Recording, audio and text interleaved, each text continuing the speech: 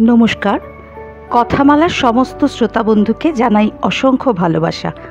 বন্ধুরা, আজকে আমি পড়ে শোনাব গল্পটির নাম মাধবিকা। গল্পটি লিখেছেন প্রখ্যাত সাহিত্যিক রমাপদ চৌধুরী। তাহলে আসুন শুরু করা যাক। গল্প মাধবিকা।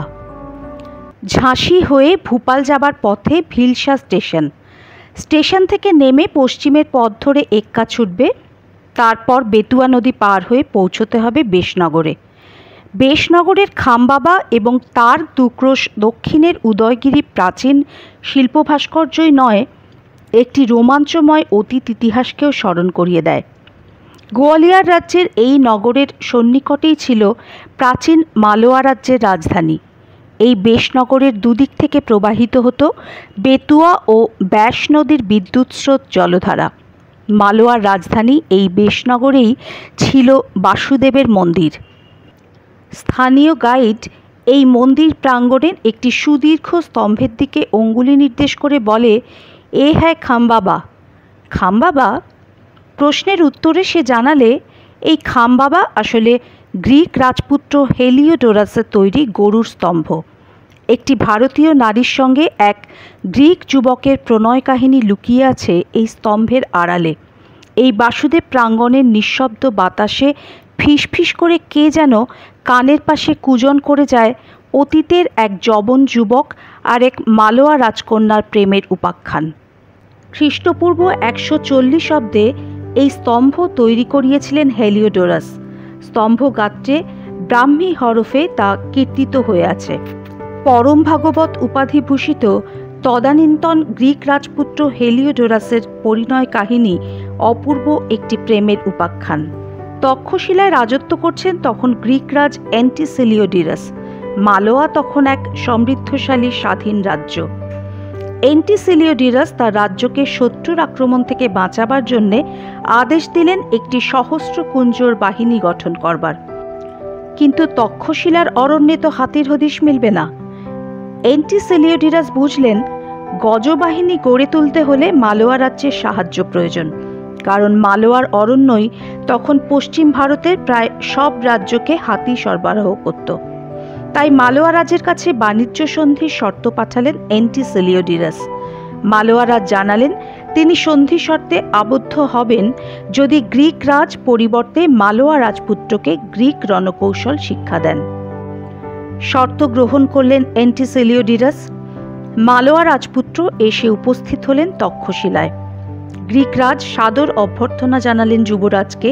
রাজবংশীয় ডিয়নের উপর ভার দিলেন অতিথি পরিচর্যার। এই রাজবংশোদ্ভূত ডিয়নের পুত্রই হেলিওডোরাস। শ্বেতকেশ ডিয়ন তার পুত্রকে উপস্থিত করলেন মালোয়া যুবরাজের কাছে। বললেন, আজ থেকে তোমরা পরস্পরের বন্ধু। তোমাদের সৌহার্দ্য যেন মালোয়া এবং তক্ষশিলাকেও বন্ধুত্বের পাশে আবদ্ধ রাখতে পারে চিরকাল। হেলিওডোরাস আর মালোয়ার যুবরাজ প্রত্যুষে পাহাড়ি পথ বেয়ে দুই সুপুরুষ সুদর্শন যুবক ঘোড়া ছুটিয়ে চলেছে। প্রজারা দূর থেকে দেখেই চিনতে পারত এই ভারতীয় আর গ্রিক যুবক দুটিকে। মধ্যাহ্নের অক্ষক্রীড়া নিশীথের গল্পগুঞ্জনে মেতে থাকত দুই ভিন্ন দেশি বন্ধু। এইভাবেই সুখে স্বপ্নে দিন কেটে যায় মালোয়া রাজপুত্রের। মালোয়ার উষ্ণ আবহাওয়ায় মানুষ হয়েছে মালোয়া রাজপুত্র, কিন্তু তক্ষশিলা শীতপ্রধান রাজ্য। পাহাড়ি ঝর্ণার গা বেয়ে দুই বন্ধু একদিন পরিভ্রমণ করতে করতে দেখতে পেল পর্বতচূড়া থেকে তুষার গলে গলে পড়ছে। তুষারের মুকুটে ভূষিত পর্বতশৃঙ্গে ঠিকরে পড়ছে সূর্যের সোনালি রশ্মি। সে দৃশ্য দেখে মুগ্ধ হলো মালোয়া রাজপুত্র। বললে, চলো বন্ধু, এই তুষার গলে পড়া সলিলে সন্তরণ করে আসি। হেলিওডোরাস বাধা দিল। বললে, না বন্ধু, এর রূপে আকৃষ্ট হওয়া এক, এর সলিল স্রোতে স্নান করা অন্য। তুমি উষ্ণপ্রধান দেশের রাজপুত্র, এই শীতল জলধারা তোমার পক্ষে ক্ষতিকর। তা সত্ত্বেও নিষেধ শুনল না। হেলিওডোরাসের কথায় সশব্দে হেসে উঠে ঝর্ণার জলে ঝাঁপিয়ে পড়ল মালোয়া রাজপুত্র। তারপর জ্বর বিকার, জীবন সংশয়। ডিয়নের প্রাসাদ কক্ষে প্রায় মৃত্যুশয্যায় পড়ে আছে মালোয়া রাজকুমার। হেলিওডোরাস ডিয়নের পত্নী সযত্নে সেবা শুশ্রূষা করে চলেন বিদেশি রাজপুত্রের। দেবতার পায়ে প্রার্থনা জানান ডিয়ন পত্নী, আমার পুত্রের জীবন দান করো প্রভু। হয়তো ডিয়ন পত্নীর প্রার্থনা শুনতে পেলেন দেবতা। মালোয়া রাজপুত্রের রোগ আরোগ্য হলো। বন্ধুর মাতাকে প্রণাম জানিয়ে কৃতজ্ঞতা জানালো মালোয়া রাজপুত্র। মৃদু হাসলেন ডিয়ন পত্নী, বললেন, আমার পুত্রের বন্ধুও আমার পুত্রতুল্য। তোমাকে আমি সন্তানরূপেই দেখেছি বৎস। মুগ্ধ হলো মালোয়া রাজকুমার। গ্রিক রাজকে অনুরোধ জানালো হেলিওডোরাসকে মালোয়ার দূত নিযুক্ত করবার জন্য। মালোয়া রাজ পুত্রের চিঠিতে জানতে পারলেন নবনিযুক্ত দূত হেলিওডোরাস তার পুত্রের বন্ধু, তারই মাতার সেবা যত্নে প্রাণ লাভ করেছে তাঁর পুত্র। তাই যুবক হেলিওডোরাস মালোয়ার দরবারে উপস্থিত হতেই সম্রাট বললেন, বিদেশি যুবক, আজ থেকে তুমি আমারও পুত্র, আমার পরিবারেরই সন্তান তুমি। রাজপরিবারে রাজপত্নী স্নেহসিঞ্চনে দিন কেটে চলে হেলিওডোরাসের। মাঝে মাঝে রঙিন স্বপ্নের মতো একটি সুন্দর লজ্জারুণ মুখ উঁকি দিয়ে সরে যায় যবনিকার অন্তরালে। দাসীদের কাছে এই রাজকুমারীর কথা শুনতে পায় হেলিওডোরাস। ক্ষণিক রোমাঞ্চের চোখে বিদ্যুতের মতো সে রূপ দেখা দিয়ে মিলিয়ে যায়।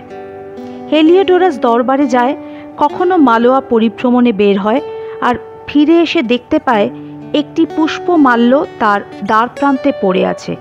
কৌতূহল বোধ করে গ্রিক যুবক, মনে আনন্দের গুঞ্জরণ ওঠে।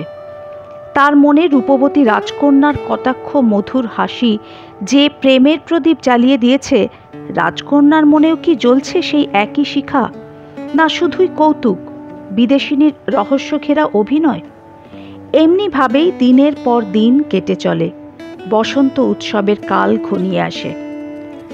সারা মালোয়া রাজ্য পুষ্পে পত্রে শোভিত হয়ে উৎসবের রূপ নেয়। সুমধুর বাদ্যধ্বনি, সঙ্গীতের মূর্ছনায় পথপ্রান্তের রাজার প্রাসাদ যেন উচ্ছল হয়ে ওঠে। বসন্তের লীলা চাপল্যে ভ্রুভঙ্গিমা দেখা যায় মালোয়া নাগরীদের চোখে। পুরাঙ্গনা কুমারী কন্যার দল প্রসাধিত সৌন্দর্যের আগুন জ্বালিয়ে মেতে ওঠে বসন্ত উৎসবে। নৃত্য গীতে নরনারীর অবাধ মিলনের স্বাধীনতা এই একটি দিনের তরে। এই একটি উৎসব যেন সব বিধিনিষেধ, সব সামাজিকতার লজ্জা দূর করে তরুণ তরুণীদের মিলন ঘটায়।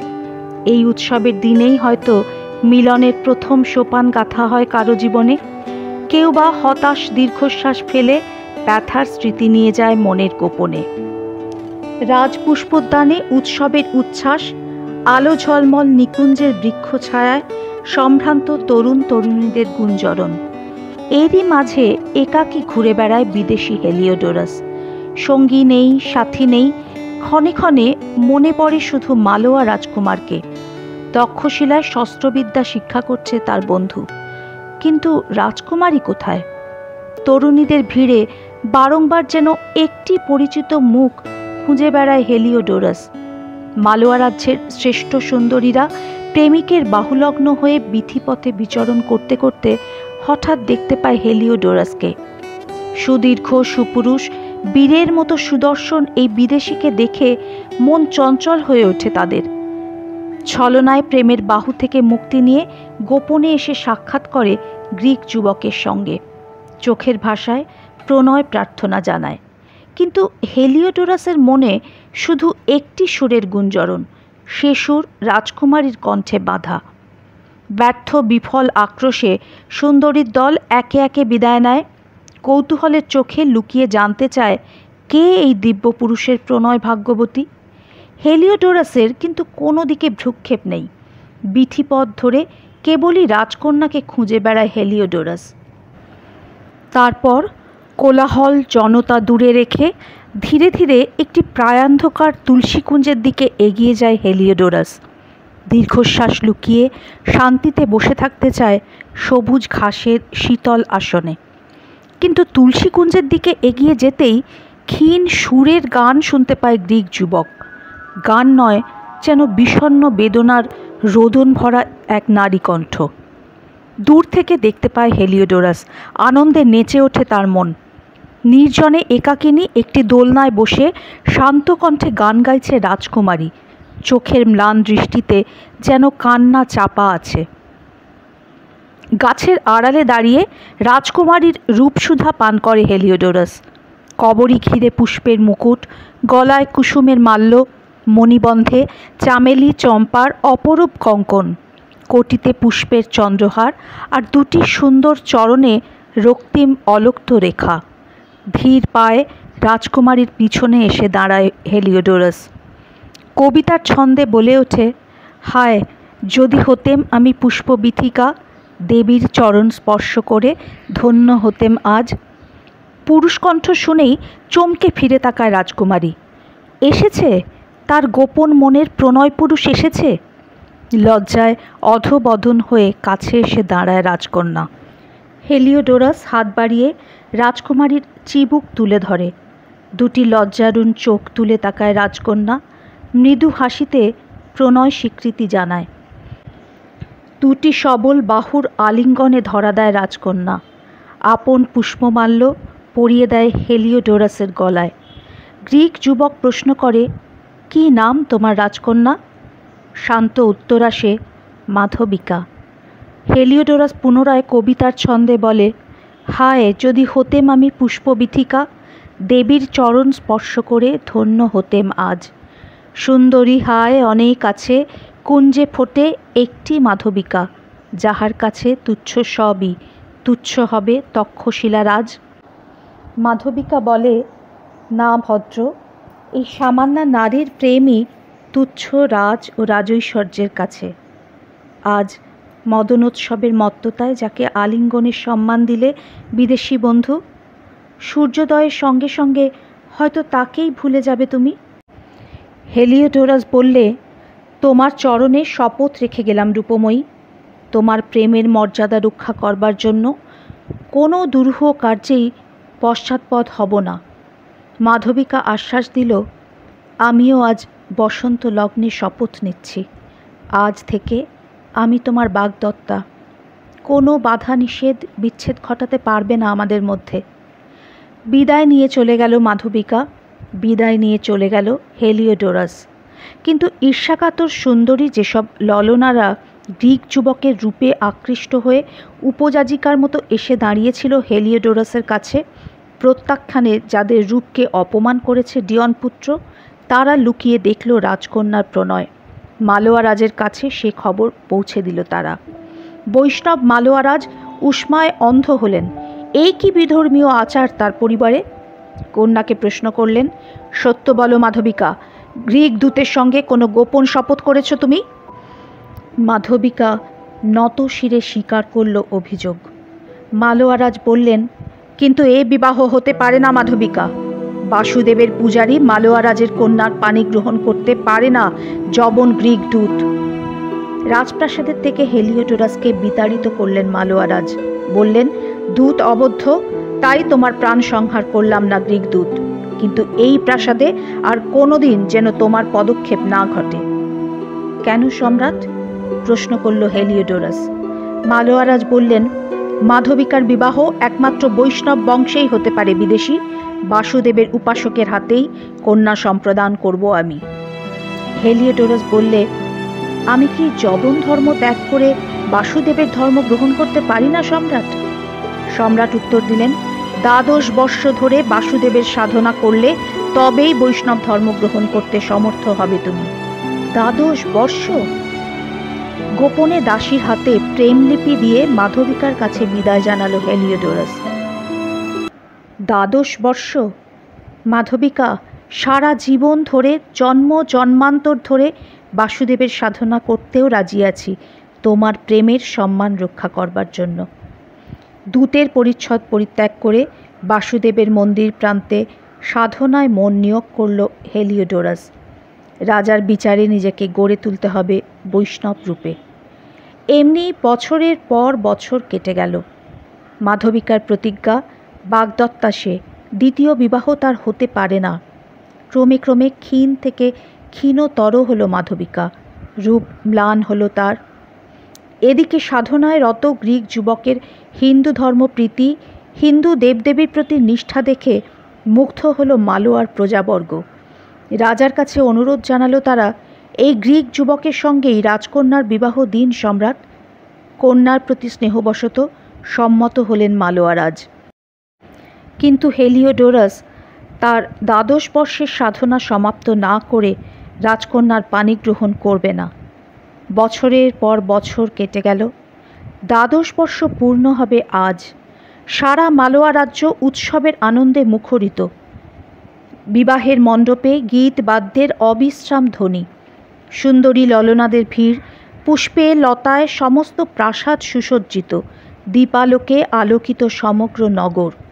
রাজপ্রাসাদের শঙ্খধ্বনি আর কোলাহলের মধ্যে উদ্গ্রীব হয়ে গবাক্ষে অলিন্দে অপেক্ষা করে পরিবারের সকলে। পুরাঙ্গনারা ভিড় করে দাঁড়ায় পথের দুপাশে। কিন্তু এ কি, পরবেশে নয়, ত্যাগের গেরুয়া ভূষণে বিভূষিত হেলিওডোরাস হেঁটে চলে বিবাহ মণ্ডপের দিকে। বিস্ময় গোপন করেন মালোয়ারাজ। জামাতাকে আহ্বান জানিয়ে কন্যা সম্প্রদান করেন। মাধবিকা চোখ তুলে তাকায় হেলিওডোরাসের দিকে। পুষ্পমাল্য পরিয়ে দেয় গ্রিক যুবকের কণ্ঠে। হেলিওডোরাস পরিবর্তে তার কণ্ঠের ভক্তমাল্য পরিয়ে দেয় মাধবিকার গলায়। বলে, চলো মাধবিকা, এ ঐশ্বর্য, এ বিলাসের মধ্যে আর ডুবে থাকতে চাই না। চলো মাধবিকা, প্রেমের চেয়েও বড় আকর্ষণ দেখতে পেয়েছি, তোমাকেও দেখাতে চাই সেই পথ। কী পথ স্বামী? প্রশ্ন করে মাধবিকা। কী আকর্ষণ? হেলিওডোরাস বলে, ভক্তি মাধবিকা, প্রেমের চেয়েও উচ্চ আনন্দ এই ভক্তি। বাসুদেবের চরণে আশ্রয় নেবে চলো। মাধবিকা সায় দেয় তার কথায়। বলে, চলো, তোমার পথই আমার পথ। তোমাকে যিনি আশ্রয় দিয়েছেন, আমার আশ্রয়ও তিনি। ধীরে ধীরে বাসুদেবের মন্দির প্রাঙ্গণে এসে উপস্থিত হলো এক যবন রাজদূত আর এক মালোয়া রাজকন্যা। 2000 বছর আগেকার সেই বাসুদেবের মন্দির আজ নেই, কিন্তু ভিলসা শহরের পাথরের দুর্গের ধ্বংসাবশেষ আজও দেখতে পাওয়া যায় বেতোয়া নদীর অপর পারে উদয়গিরির গুহা সৌন্দর্য। আর স্থানীয় গাইড এই অপরূপ উপাখ্যান বর্ণনা করে সুদীর্ঘ স্তম্ভটির দিকে অঙ্গুলি সংকেত করে বলে, এ হ্যায় খাম্বাবা। আপনারা শুনছিলেন সাহিত্যিক রমাপদ চৌধুরীর লেখা গল্প মাধবিকা। গল্প পাঠ ভালো লাগলে লাইক দেবেন, কমেন্ট করবেন, আর যদি কেউ নতুন হন তাহলে কিন্তু চ্যানেলটি অবশ্যই সাবস্ক্রাইব করবেন। সবাই ভালো থাকবেন, সঙ্গে থাকবেন। আমরা আরও নানা স্বাদের গল্প নিয়ে আসব। আজকের মতো এখানেই শেষ। বিদায়।